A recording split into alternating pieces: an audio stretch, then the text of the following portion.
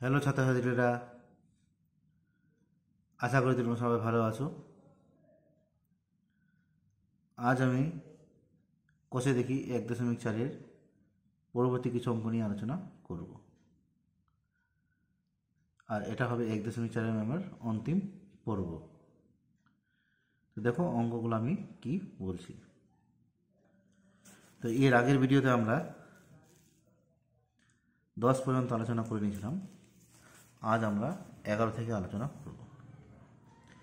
তো দেখো 11 নম্বর অঙ্কটা বলেছে কি, আমার কাছে 5 টাকা ছিল, আমি 3.50 টাকার পেন কিনেছি, কত টাকা পড়ে আছে।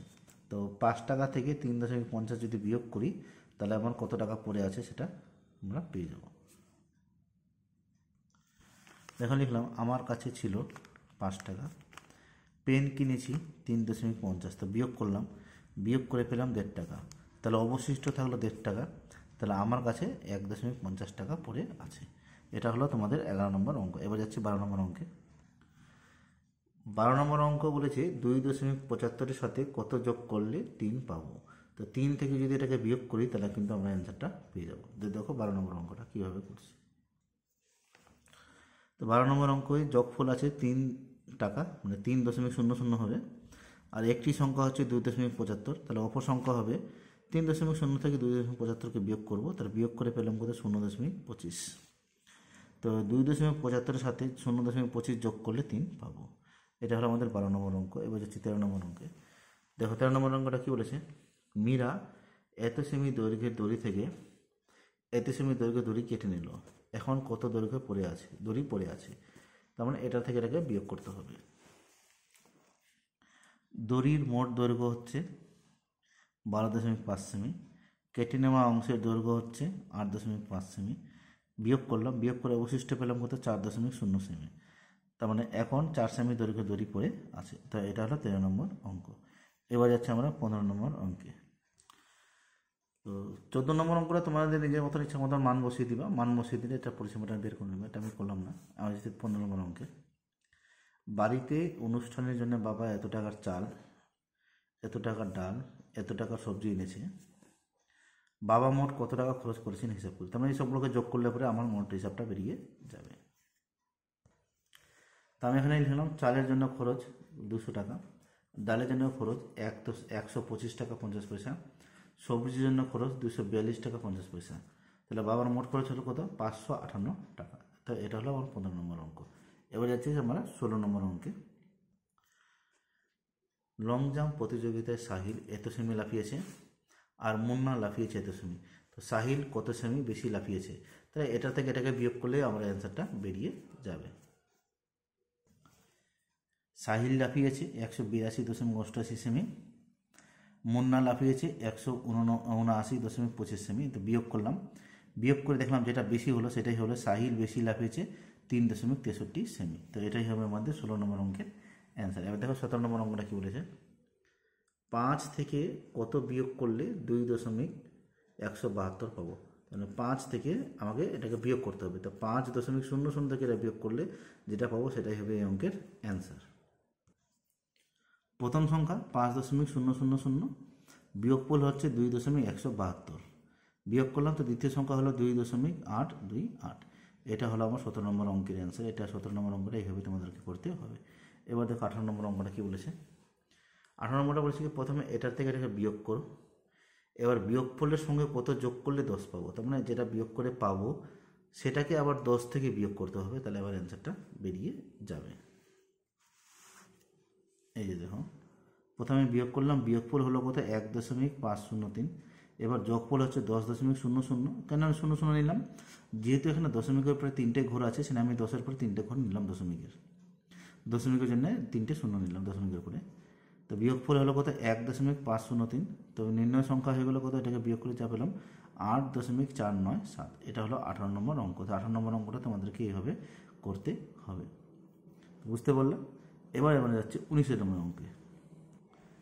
তো 19 নম্বর অঙ্কটা খুবই সহজ, এই যোগ করতে হবে, এগুলোকে যোগ করতে হবে, এটাকে বিয়োগ করতে হবে, যোগ, এটাকে যোগ করে তারপরে বিয়োগ করতে হবে, আবার এটাকে দুটোকে যোগ করে তারপরে বিয়োগ করতে হবে, আবার দুটোকে যোগ করে বিয়োগ করতে হবে। তো দেখো অঙ্কগুলো আমি করছি।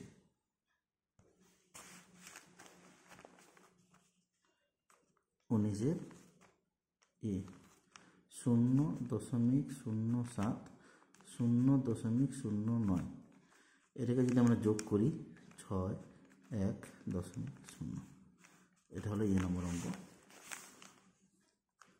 বি নম্বর অঙ্ক 4.11 1.6 যোগ করব 0.175 5.71।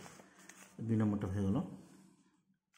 এবার সি নম্বরটা দেখো, দশমিকের জায়গায় কিন্তু দশমিক বসবে, সংখ্যাগুলো এদিক ওদিক হতে পারে কিন্তু দশমিকটা দশমিকের জায়গায় বসবে।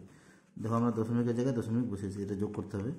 এটা যোগ করলে 3, এটাও 3, 6 দিয়ে 8 রেখে 9, 8, এটা যোগ করলে 5। সি নম্বরটা হয়ে গেলো। এবার যাচ্ছে আমরা 2 নম্বর অঙ্কে 5, তারপরে দেখি 0.555, এটাকে বিয়োগ করতে বলেছি, তার মানে এখানে দশমিকের পরে আমাকে 1টা 2টা 3টা শূন্য নিতে হবে। এটা 5, এটা 6 হয়ে গেল, এটা 4, এটাও 4, এটাও 4, 4.445, এটা 2 নম্বর অঙ্কটা হলো। এবার ই নম্বর অঙ্ক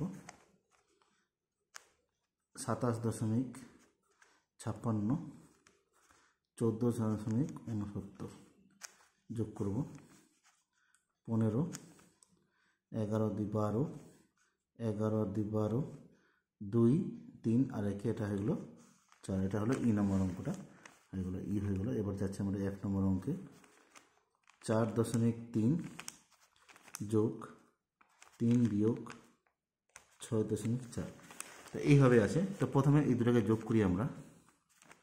দেখো এটা 4.3, আর যদি আমরা 3 যোগ করি তো 3-এর পরে একটা শূন্য নিতে পারি আমরা, এটা হয়ে গেলো কত 7.3। যোগ করে পেলাম কত, এই দুটোকে যোগ করে আমি 7.3 পেলাম। এবার আমি 7.3 থেকে বাদ দিব 6.4, যদি বাদ দিই বিয়োগ করলে হবে 9, এখানে যাবে 0.9। তো এটা হলো আমাদের 1 নম্বর অঙ্ক। এবার আসছে আমরা জি নম্বর অঙ্ক 3.36 বিয়োগ 4.62 যোগ 2.18। তো প্রথমে আমরা 3.36 আর 2.18কে যোগ করে দিই। দেখো 6 আর 8 যোগ করলাম 14, 3 আর 1 যোগ করলাম 4, আর হাতের 1 ছিল 5, 3 আর 2 যোগ করলাম 5, তারপরে বিয়োগ 4.62 বিয়োগ 4.62।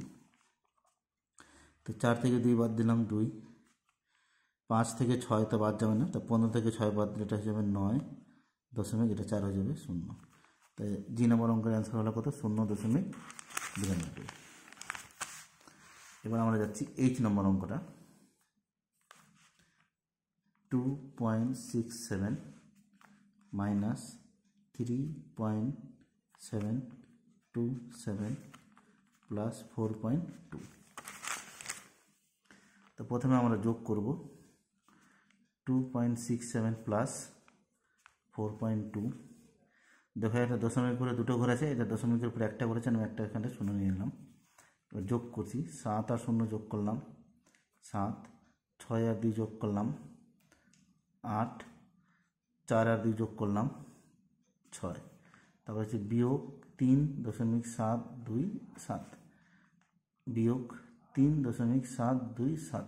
দেখো এবার এখানে দশমিকের উপরে 3টে ঘর আছে, কিন্তু এখানে দশমিকের উপরে দুটো ঘর আছে, তো একটা আমি এখানে শূন্য দিতে পারি। তো এটা থেকে এটা বিয়োগ দিলে হয়ে যাবে 3, 7 থেকে 3 গেলে এটা হয়ে যাবে 4, 8 থেকে 7 গেলে এটা হয়ে যাবে 1, আর 6 থেকে 3 গেলে হয়ে যাবে এটা 3.143। এটা হলো তোমাদের এইচ নম্বর অঙ্ক। এই হলো কোষে দেখি 1.4-এর অঙ্ক। তো আশা করি তোমরা দশমিকের ভগ্নাংশগুলো বুঝতে পারলে। তো দশমিক ভগ্নাংশে প্রকাশ করে বা দশমিকের অঙ্কগুলো কীভাবে যোগ করলাম আর কীভাবে বিয়োগ করলাম আর কীভাবে মানে ঊর্ধ্বক্রমে সাজালাম। তো আজ আমার ভিডিও এই পর্যন্ত থাকলে, আবার পরবর্তী ভিডিওতে পরবর্তী কিছু অঙ্কগুলো নিয়ে আলোচনা করব। তো এই বলে আজ আমার ভিডিও এখানে সমাপ্ত করছি। আমরা দেখা হবে পরবর্তী ভিডিওতে। ধন্যবাদ।